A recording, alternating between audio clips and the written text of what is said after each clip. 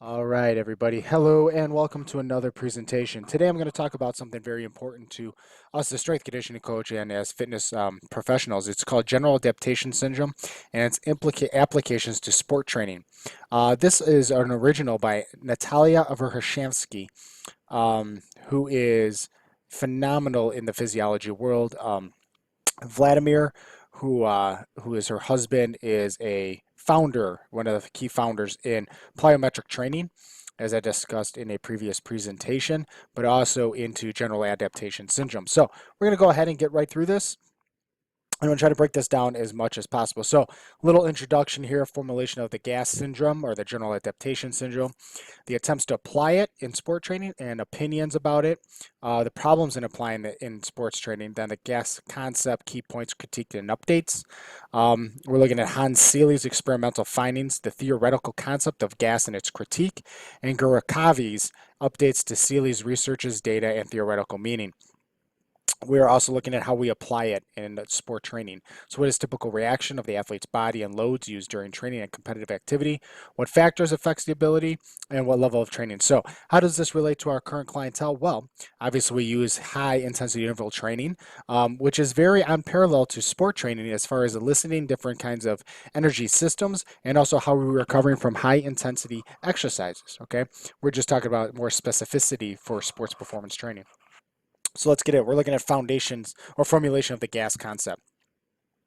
Hans Seeley, who was part of the biochemistry department at McGill University in Canada, really looked at an experiment done with rats. And if it's severely damaged by acute, nonspecific noxious agents such as exposed to cold, surgical injury, production of spinal shock, um, excessive muscular exercise, or any intoxications of sublethal doses, um, its findings were it develops three stages of different manifestations. The first stage occurs 6 to 48 hours after initial injury. The second stage occurs 40 hours after the injury. If treatment is continued in relatively small doses of the drug or relatively slight injuries, the animals will build up such a resistance that in later part of the second stage, the appearance and function of their organs returns practically to normal. Okay, but with further continued treatment after a period of 1 to 3 months, depending on severity, the animals lose resistance and succumb to symptoms similar to those seen in the first stage. This phase of exhaustion begins the regarded as the third stage of the syndrome. So that's very important. We're also looking at something that was done in 1938. As we all know, as research builds and continues, that it does change over time a little bit. So we're going to scoot through some of this, kind of get you to the phases here when we're looking at the alarm phase, the resistance phase, and the exhaustion phase, okay? Same with it up here. The triphasic course of stress response is the same thing as here. Stress is the common denominator of all adaptive reactions of the body, right? Our job as bodies is to return itself to homeostasis or fight its way to homeostasis every chance it gets.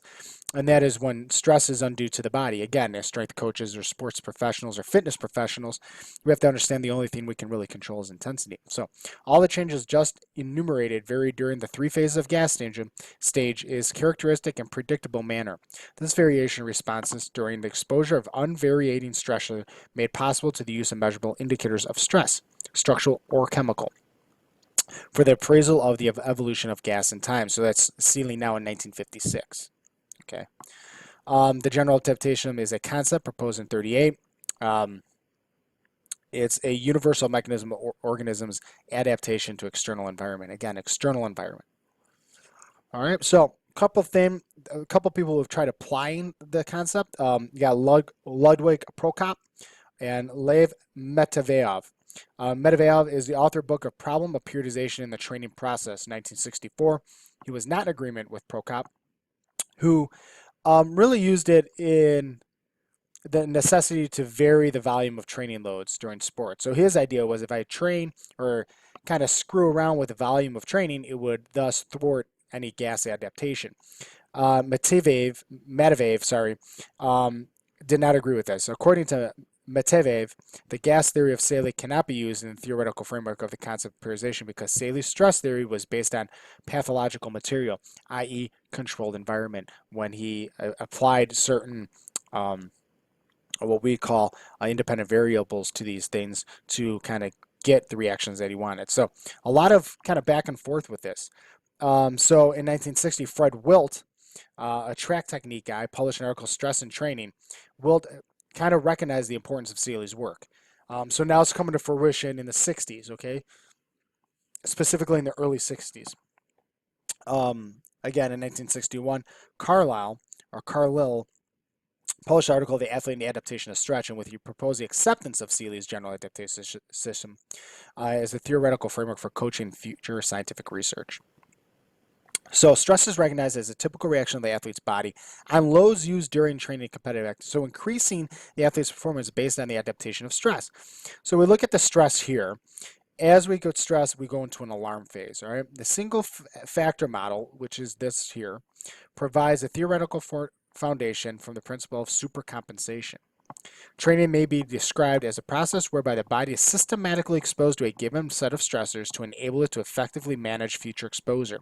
So I think of supercompensation as the body kind of getting used to these stressors. But you have to be aware that when you stress the body continuously for a longer period of time, this right here happens, okay?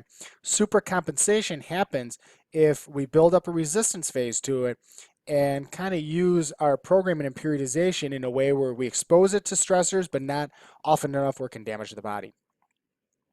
So typical opinions about the gas syndrome. It was accepted that the traditional periodization models, there are multiple bouts of training resulting in multiple flights of alarm and resistance stages. So original state is right here.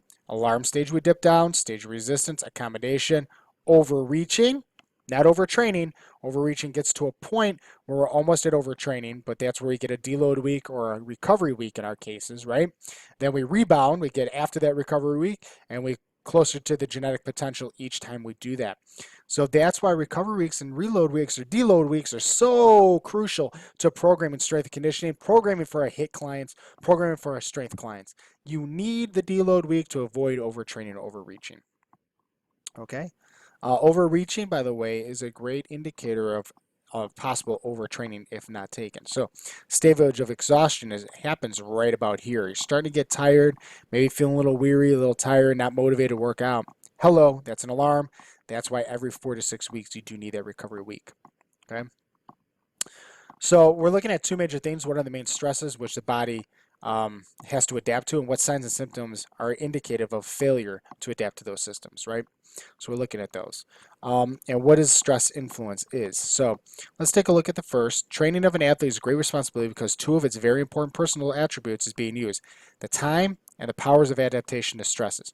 Training him or her may be likened to bending a green twig. The body may eventually mold itself to the force of continuously imposed physical exercise, but a little too much, they'll snap that twig. So that's getting to this level, that overreaching here. And what we're talking about here is the signs of it. So one reason we undertook the testing, the hypothesis marked by physiological changes, would serve as a good guide to detecting the overtrained state. Okay, so we have the ability to look at this stuff and try to thwart overtraining. So against the influence here, we're looking at the organism's state, status, condition characterized by the development of general and non-specific adaptation mechanism, which assures the positive background for the accomplishment of homeostatic reactions and mobilization of organism's defense ability. Again, if we weaken that structure too much, we allow it to not become homeostasis, okay? Problems with applying it. So here's a couple issues, right? We're looking at the National Sports Academy Department of Sports Training in Bulgaria. There was a good report on this by the Shiva. Sports training as a stress factor.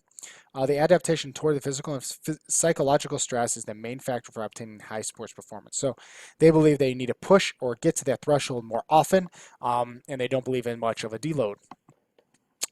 So here's a couple first attempts to apply it. It's very, very difficult. It's very experimental back in the 50s, 60s, 70s. A lot of people who have tried to apply this always refer back to Seeley or Hans Seeley. So his simple structure kind of scares people because it's so simple. So supercompensation is what we're looking for. How we get there is a whole different story. So that's how we manipulate volume. If you looked at the previous PowerPoint presentations with periodization, that's how you escape general adaptation syndrome. So the problems here is, again, stress is a term that commonly is used today, but has become increasingly difficult to define.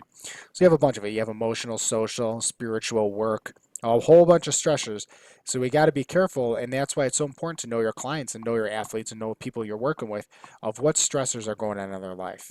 For example, if somebody's pregnant and they lose the baby right early on, say 4 or 6 weeks, that's a whole different level of stress than going to work. Okay, so we have to be understanding that. And Russell Viner, he's an academic pediatrician, and he said Seeley's notion of universal and non-specific reactions become accepted almost in all forms of human discourse about life and health. And physiologists in the 90s used stress as a unifying concept to understand the interaction of the organic life and the environment. With all these stressors on, or all these external stressors, right, to equal one big stress, it is so important for the body to create homeostasis that sometimes it doesn't know what to do with it.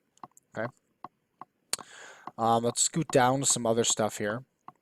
Um, let's see, what would be important for you guys? So here we go. During the responsive influence of acute noxious agent, the organism develops resistance, which overcomes its normal level. So, initial injury with sublethal dose of drug, we have that alarm stage. It dips down, starts rising up of it. The repetitive treatment with relatively small doses, all right, little doses over time, we start seeing that decrease.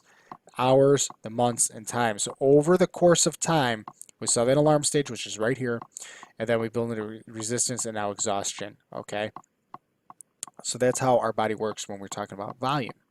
Okay, skip through here.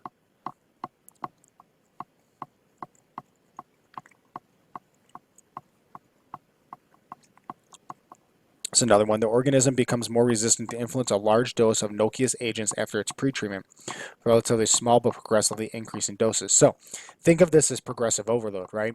So if I'm working out and I'm doing, sets of, we could do it two different ways.